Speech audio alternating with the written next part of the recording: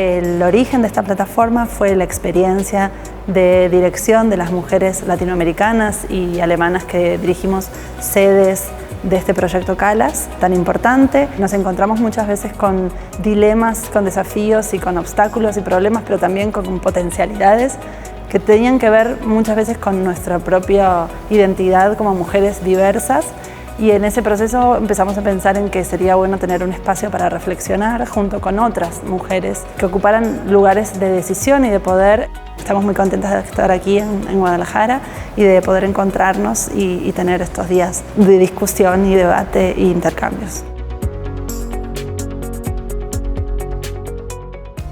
No es solamente una cuestión de acceso, sino también de permanencia en cargos de liderazgo. Hay muchos factores estructurales que hacen que no haya la suficiente cantidad de mujeres en cargos de liderazgo. Básicamente tiene que ver con una actitud que muchas veces a las mujeres, cuando quieren llegar a puestos de liderazgo, hay demasiadas expectativas y eso presiona mucho. Entonces nosotras tenemos que simplemente pensar que tenemos la suficiente cantidad de elementos y de herramientas para acceder a estos cargos. También, por supuesto, tenemos todas nuestras debilidades que nos reclaman a nosotras como mujeres, pero muchas veces no a los hombres. Hay mucha mujer que no tiene estas posibilidades por cuestiones de pobreza, tienen mucho que trabajar y no les permite participar en procesos formativos. Esta es una gran limitación, se les acumulan sus tareas, tienen que cuidar a los hijos, cuidar al esposo, cuidar a la casa. Ese cuidado tampoco les da como el tiempo suficiente como para que ellas puedan tener procesos de formación.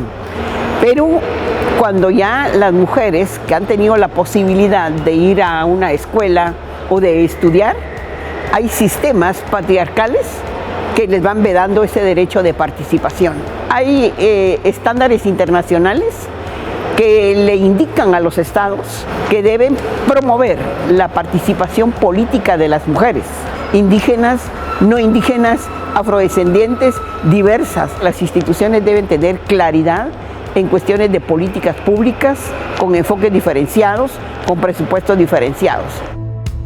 Es muy importante satisfacer necesidades muy básicas o derechos básicos como el derecho a la salud, el derecho a la educación, satisfacer los alimentos básicos y después de eso, cuando una mujer tiene ya completo estos derechos, puede pensar como en otras acciones y emprender para después pensar en incorporarse a liderazgos. Y aparte de eso, hay que combatir el racismo sistémico, este racismo estructural, estas desigualdades que históricamente hemos vivido y que aún con toda esta modernidad seguimos viviendo, y más cuando pensamos en comunidades pequeñas, comunidades de mujeres afromexicanas, comunidades pobres. Eso complica más el desarrollo de habilidades que muchas mujeres tienen y que son natas, pero que no pueden desarrollar, ¿no? Por falta de estos elementos.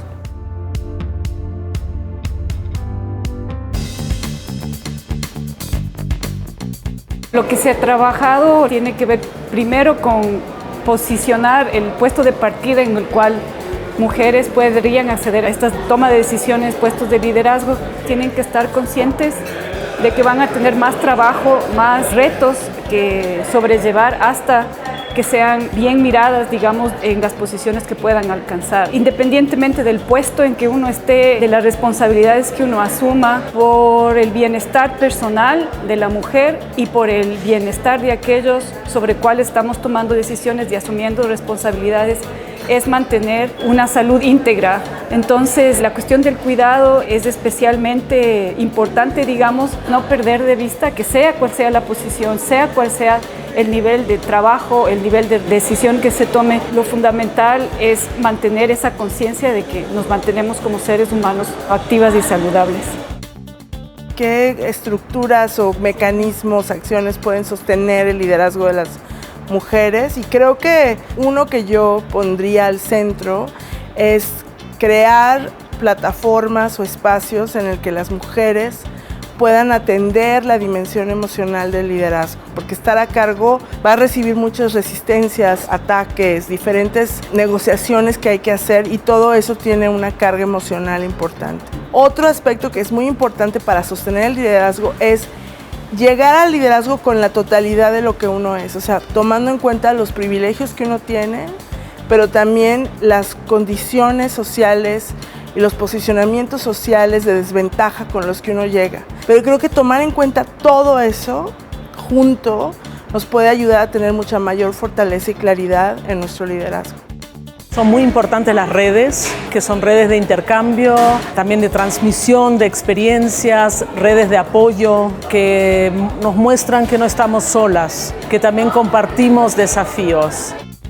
Creo que es bien importante reconocer que hay algunos estereotipos que se nos cargan desde que nacemos, cómo nos sentimos cómodas y abrazamos eso con lo que nos hemos desarrollado, que si bien podemos pensar que son estereotipos, creo que hay veces en las que no está mal actuar con mucho amor a lo que hacemos. ¿Y qué le diría a las mujeres más jóvenes?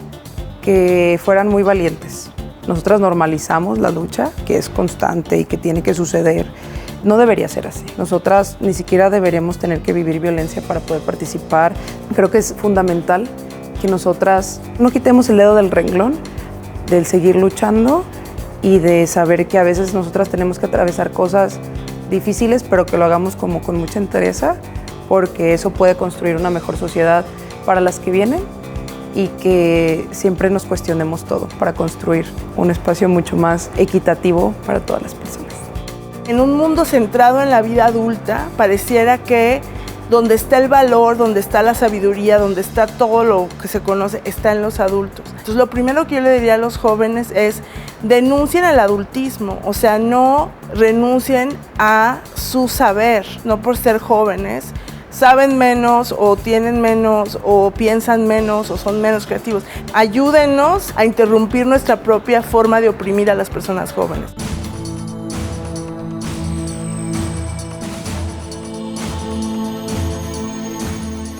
El feminismo nunca ha sido un movimiento homogéneo, entonces evidentemente es difícil construir liderazgos pensando en esa amplia diversidad. Tenemos que construirlos a partir de puntos que se construyan en común, tener coincidencias. Y si no tenemos esas coincidencias, la verdad no hay futuro para el feminismo. Tenemos que aspirar a crear alianzas para puntos concretos, sobre todo cuando estamos frente a grandes retos y a grandes problemas que pueden incluso acabar con la humanidad en general. Entonces, mi apuesta es construir liderazgos frente a esos elementos en concretos por los que tenemos que luchar en común. Lo primero que hay que hacer es continuar con esa construcción de espacios colectivos para que en conjunto se pueda lidiar con esos problemas, y en la medida en que esos problemas sean lidiados en conjunto, las mujeres individualmente tendrán mayores posibilidades de enfrentarlos de mejor manera en los diferentes espacios de su vida. Nosotras estamos ocupando determinados espacios porque existe feminismo popular en todas partes, y ese es el feminismo que sale a la calle, que lleva adelante una agenda política, y que esa agenda política es, en definitiva, la expresión de nuestros movimientos sociales, de nuestra sociedad. Muchas de las compañeras que tenemos cargo de representación política hemos podido dar un paso adelante, pero no de manera individual, sino teniendo en cuenta que son estas las agendas que hay que desarrollar. Actualmente yo destacaría 3 agendas que son fundamentales.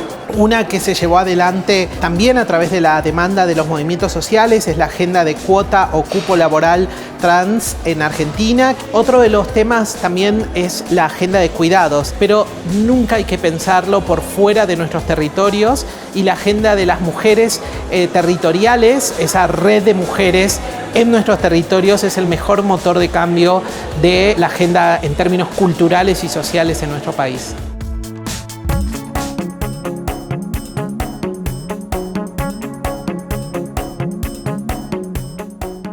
Los caminos recorridos de las mujeres tienen larga data y son de diversa índole. Y todavía hay temas pendientes que tienen que ver con el tema del cuidado, por ejemplo, o que vamos a hacer la solución a los problemas intrínsecos de las instituciones. Lo que aprendimos de las mujeres líderes en estos días han sido muchísimas cosas. Una de ellas es la capacidad de resiliencia que tenemos y que hemos desarrollado para lidiar con las adversidades. Cada día estamos más conscientes que hemos desarrollado esto que le llaman el síndrome de la impostora, que llegamos a puestos de liderazgo, que ya estamos ahí, pero que seguimos como dudando un poco, ¿no?